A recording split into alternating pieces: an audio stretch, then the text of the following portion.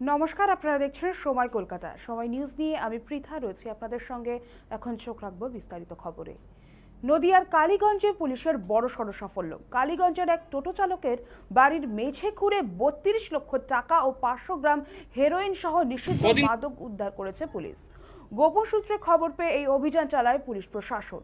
এর পাশাপাশি গ্রেফতার করা হয়েছে টোটো চালক সাদ্দাম হোসেন শেখ ও তার ছেলে আক্তার শেখকে। পুলিশ সূত্রে খবর, ধৃতদের জিজ্ঞাসাবাদ করে মাদক পাচার চক্রের সঙ্গে জড়িত অন্যদের খোঁজে তদন্ত চলছে। গ্রেফতারির পর ধৃতদের জেলা আদালতে পেশ করা হয়েছে। এখনো পর্যন্ত যা খবর উঠে আসছে, এই ঘটনায় গ্রেফতার হয়েছে টোটো চালক সাদ্দাম হোসেন শেখ ও তার ছেলে আক্তার শেখ। তাদের বাড়ি থেকে একেবারেই, যা খুব স্বাভাবিক ঘটনা নয়, ৩২ লক্ষ টাকা এবং ৫০০ গ্রাম হেরোইন উদ্ধার হয়েছে। হেরোইন সহ নিষিদ্ধ মাদক উদ্ধার হয়েছে এই টোটো চালকের বাড়ির মেঝে খুঁড়ে। একেবারে চাঞ্চল্যকর ঘটনা কালীগঞ্জে।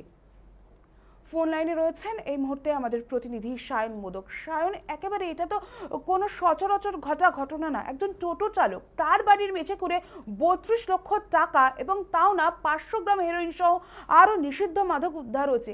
কিভাবে এলো তার কাছে এত টাকা, এত হেরোইন সহ নিষিদ্ধ মাদক? কি জানতে পারছো? দেখো পৃথক, শুধুমাত্র লোকচক্ষুর আড়ালে যে ব্যবসা দিন ভরে যে ব্যবসা কিভাবে চালাচ্ছিল, এটাই কিন্তু প্রশ্ন চিহ্নের মুখে। কারণ টোটো চালক তো শুধুমাত্র লোক দেখানোর মাত্র একটা চক্র বললে চলে। এর পেছনে যে এত বড় চক্রকাণ্ড ছিল সেটা কিন্তু এলাকার লোকজনও কিন্তু জানতো না। সাধারণ মানুষ একজন টোটো চালক হিসেবে পরিচিত বলে সূত্রে খবর। কিন্তু তার যে ঘটনা, পুলিশ কালীগঞ্জ থানার পুলিশ গোপন সূত্রে খবর পেয়ে যখন তার বাড়িতে যান, বাড়িতে গিয়ে যখন তল্লাশি চালিয়ে মাটি খুঁড়ে কিন্তু একটা বালতি ভর্তি টাকা এবং ব্রাউন সুগার সহ বিভিন্ন কেমিক্যাল এবং পাউডার উদ্ধার হয়। ঘটনায় কিন্তু যথেষ্ট চাঞ্চল্য ছড়িয়েছে। আজ কিন্তু কোর্টে তোলা হবে অভিযুক্তকে। এই ঘটনায় দুজন অভিযুক্ত কিন্তু আটক হয়েছে।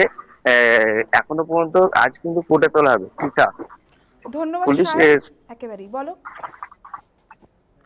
হ্যাঁ সায়ন, তুমি জানাও। ঘটনা দুজনকে পিসি চাইতে পারে এমনটাই সূত্রে খবর।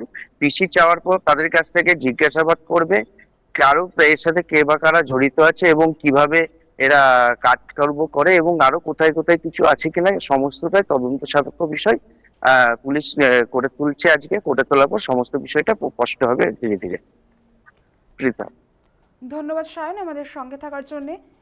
যে তথ্যগুলো উঠে আসলো, যে এখনো পর্যন্ত পুলিশ সূত্রে যা খবর, ধৃতদের জিজ্ঞাসাবাদ করে মাদক পাচার চক্রের সঙ্গে জড়িত অন্যদেরও খোঁজ চলছে, তদন্ত চলছে। গ্রেফতারির পর ধৃতদের জেলা আদালতে পেশ করা হবে।